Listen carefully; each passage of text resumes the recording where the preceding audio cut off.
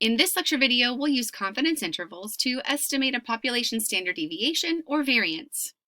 When we're estimating a population variance, the best point estimate for the population variance, sigma squared, is the sample variance, S squared. And the best point estimate for a population standard deviation, sigma, is the sample standard deviation, S. To construct a confidence interval for a population variance, we will construct this interval. And instead of calculating a margin of error, we have this interval where the left and right side are similar but not identical. The numerator is the sample size minus 1 times the sample variance. And the denominators are the left and right chi-squared critical values that we notate with chi-squared L and chi-squared R. Use a little bit of caution here. Notice that the right critical value is on the left side of the interval, and the left critical value is on the right side of the interval. That's simply because when we divide by a smaller number, the result is a larger number. And when we divide by a larger number, the result is a smaller number. To construct a confidence interval for a population standard deviation, the interval is almost identical. We've simply square rooted all three parts, so that the center is the standard deviation instead of the variance. We do have two requirements. We require that the sample is a simple random sample, and we require that the population must have normally distributed values, even if the sample size is very large. This requirement of a normal distribution is much stricter than in earlier sections. If we fail to have data values that are normally distributed, we can end up with large errors in our results. When constructing your confidence interval, remember the round-off rule. If you are given the original set of data, round your confidence interval limits to one more decimal place than what's given in the original set of data. And if you're given summary statistics instead, go ahead and round the confidence interval limits to the same number of decimal places that's used with the given sample standard deviation. Before we move on to our examples, let's talk a little bit about this chi-squared distribution. The chi-squared distribution is given by this equation. Chi-squared is equal to n minus 1 times the sample variance divided by the population variance. What's interesting about the chi-squared distribution that's different from the t distribution and z distribution is that it is not perfectly symmetrical. It is skewed to the right. Also notice that instead of being centered on 0, we have values that can be 0 or positive. But they can never be negative. The graph does not go on to the left past 0. The distribution is also different for each number of degrees of freedom. In other words, the size of the sample determines the shape of the chi-squared distribution. As the number of degrees of freedom increases, the chi-squared distribution approaches a normal distribution. And degrees of freedom is calculated to be 1 less than the sample size. In the picture, notice that when the degrees of freedom is only 5, that the chi-squared distribution is very skewed. But as the degrees of freedom increases to 15, it is less skewed and becomes more like a normal distribution. When we're calculating our confidence intervals, we're going to need our left and right critical values. We will center our confidence level, which will leave an area of alpha over 2 in each tail. Notice that our graph is not only not symmetrical, but since it's not centered on 0, these critical values will not simply be positives and negatives of each other.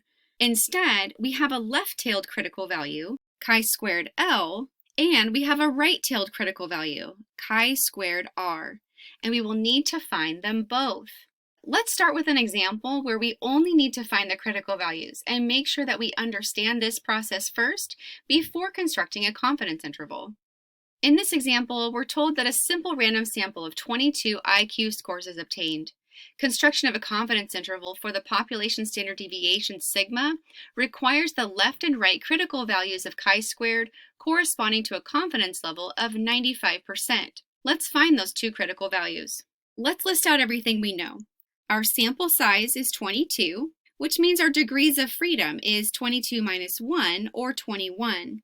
We are interested in a confidence level of 95%, or 0.95, which leaves 5%, or 0.05 left over for alpha, and cutting that in half, alpha over 2 is equal to 0.025.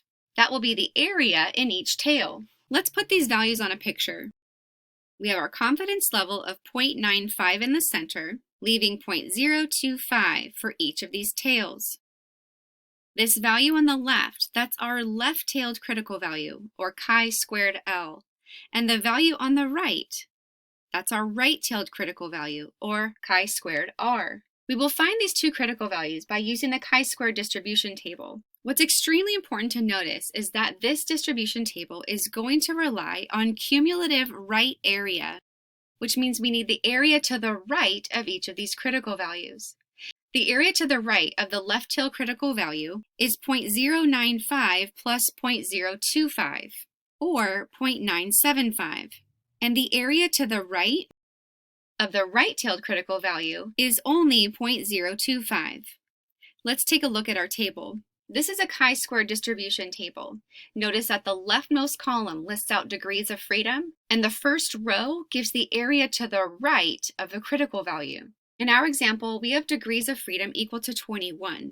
So we'll locate 21 in our first column. Our left tail critical value had a right area of 0.975. And looking in the body of the table where those two values meet up, we find that that critical value is equal to 10.283. Our right tail critical value has a right area of 0.025. And looking in the body of the table, we find that that critical value is 35.479. Let's take these back to our picture. Our left critical value is 10.283, and our right critical value is 35.479. Now that we know how to find these critical values, let's use them in our next example to calculate a confidence interval. Listed below are the amounts of mercury in parts per million found in tuna sushi sampled in different stores in New York City. We're going to construct a 90% confidence interval estimate of the standard deviation for the amounts of mercury in the population. Let's list out what we know.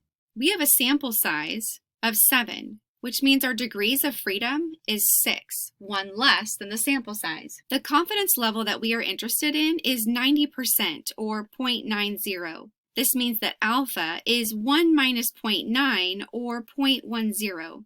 And alpha over 2 is equal to 0.05. Also notice that we are not given the sample standard deviation, but we are going to need it. A quick way to find the sample standard deviation is to put these 7 values into a list in your calculator and run one variable statistics. This should give you a sample standard deviation of 0.366. And notice that I rounded to one more decimal place than what's given in the original data set. The last thing that we're going to need before we can calculate our confidence interval is our critical values. We have a left critical value and a right critical value, and they each cut off a tail with area 0.05. And with our confidence level of 0.90 in the center, our left critical value has a right area of 0.95, and our right critical value has a right area of 0.05. Let's head over to our chi-square distribution table. This time our degrees of freedom is 6. Our left critical value has a right area of 0.95, and our right critical value has a right area of 0.05. This corresponds to critical values of 1.635 and 12.592. We'll take those back to our picture. Now we have everything we need to construct our confidence interval. Our population standard deviation will be centered between the square root of n minus 1 times s squared over the right critical value and the square root of n minus 1 times s squared over the left critical value. Again, pay special attention to your lefts and rights. Filling in our values, we have the square root of n minus 1, or 6, times the sample standard deviation, 0.366 squared, over the critical value 12.592. And on the other side of the interval, we have almost the same thing, but with the other critical value. Putting these into our calculator and rounding to 3 decimal places, we have that the population standard deviation is between 0.253 and 0.701. We rounded to 3 decimal places because the original data set was given to 2 decimal places. Now we can state that we are 90% confident that the interval from 0.253 to 0.701 contains the actual population standard deviation for the amount of mercury found in tuna sushi in New York City. The very last thing we'll cover in this lecture video is how to find the needed sample size in order to estimate a population standard deviation. This table gives us sample sizes in order to be 95 and 99% confident. Let's take a look at an example and learn how to read this table. We want to estimate the standard deviation of a population. We want to be 95% confident that our estimate is within 10% of the true value of the population standard deviation. How large does a sample need to be, assuming the population is normally distributed? If we want to be 95% confident, we need to start here in the table.